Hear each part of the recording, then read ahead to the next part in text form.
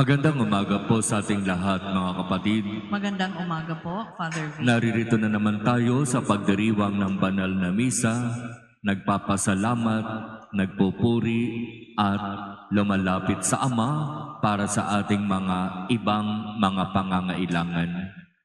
At kung ang pag-uusapan ay mga pangangailangan, intensyon, kahilingan, marami tayo niyan. Halos tuwing tayo ay pupunta sa simbahan o sa iba't ibang mga spiritual center, lagi tayong may daladalang ipinapakiusap sa Diyos. Marami pa nga sa atin, di ba, nag-aalay ng pamisa para sa iba't ibang intensyon. Yung iba nagdedebosyon, yung iba nagsasakripisyo, sumasama sa maraming mga gawaing pangsimbahan. May ipinapakiusap, may nais na ilapit sa Diyos. Ibinigay na ba?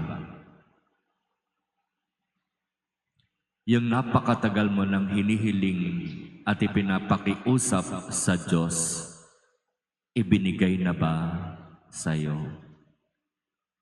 Kung oo, salamat sa Diyos. Kung hindi pa, bakit? Anong kulang? Ano bang dapat pang gawin?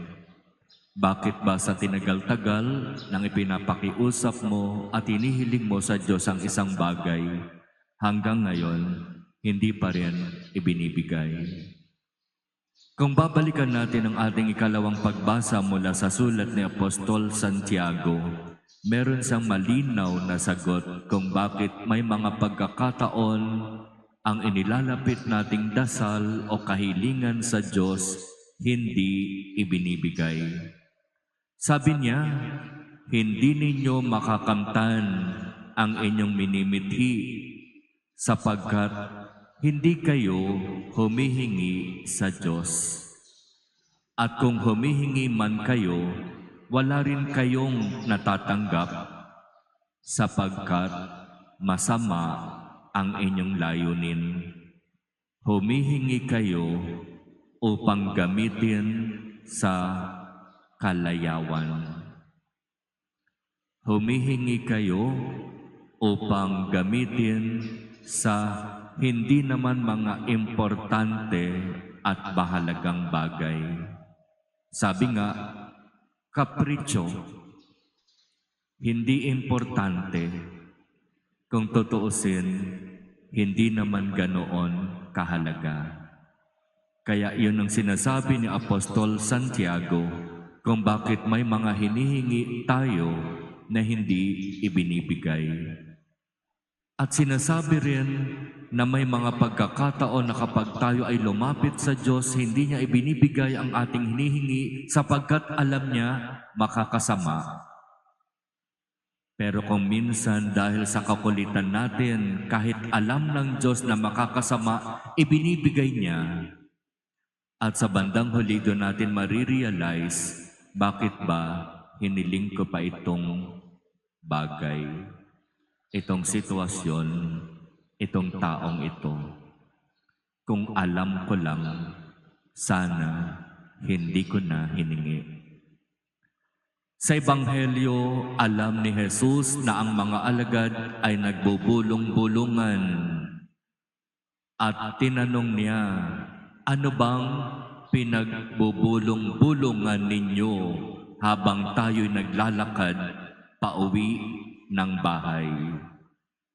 At ang sabi ng Ebanghelyo, hindi sila kumibo sapagkat ang pinagtatalunan nila'y kung sino sa kanila ang pinakadakila.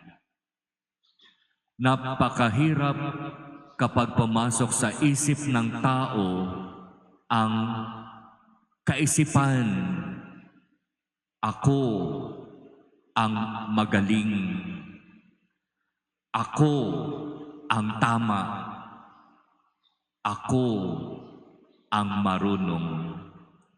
Sapagkat ang ganyang kaisipan ang hihila sa atin upang tignan ang sarili bilang iba kaysa karamihan. Ako, magaling ako. Ako, matalino ako. Madiskarte ako. Alam kong ginagawa ko.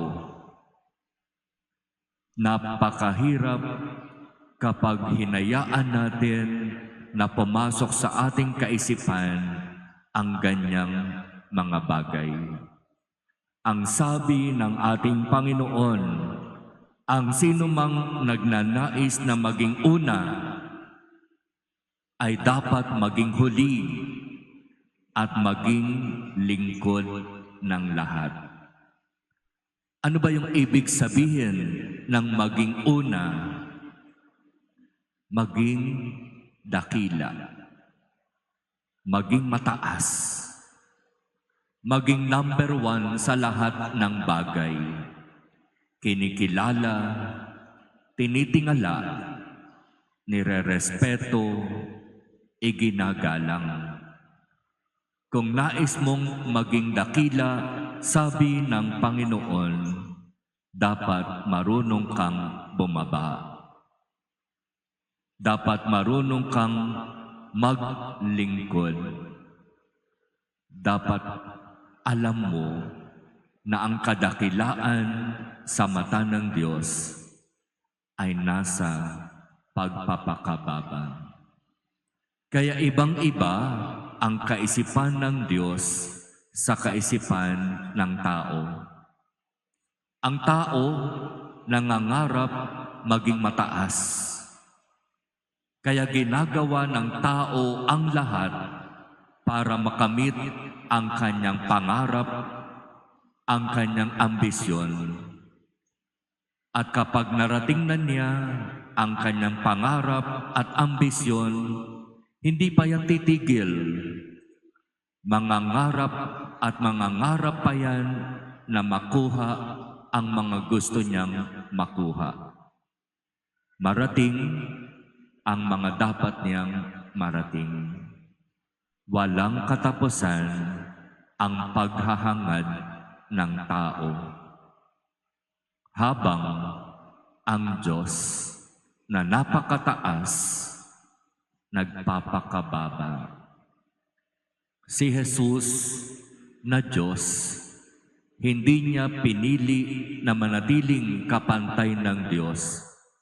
Bagkus hinubad niya ang lahat ng katangian ng pagka-Diyos, naging tao, katulad mo, katulad ko sa lahat ng bagay, maliban sa kasalanan. Sa kanyang pagiging tao, nagpakababa at naglingkod. Yan ang pamamaraan ni Jesus na Diyos na napakataas pero pinili ang magpakababa. Kaya para sa atin, ano ba yung mas gusto natin? Ang maging mataas at mangarap na marating ang tuktok ng tagumpay, o katulad ni Jesus, magpakababa sa kabila ng maraming mga biyayang ibinigay ng Diyos sa atin. Nakakatakot po mga kapatid, ang walang katapusang pangangarap at ambisyon na maging mataas at makuha ang lahat ng gusto natin. Kasi darating ang araw, magugulat tayo, ikaw na lang pala ang nasa itaas. Yung mga kaibigan mo pala dati, wala na sila kasi nag-iba ka na. Napakahirap ang maging mataas. Kaya bakit ba pinipili natin ang maging mataas habang ang tunay na kagalakan ay nasa pagpapakababa.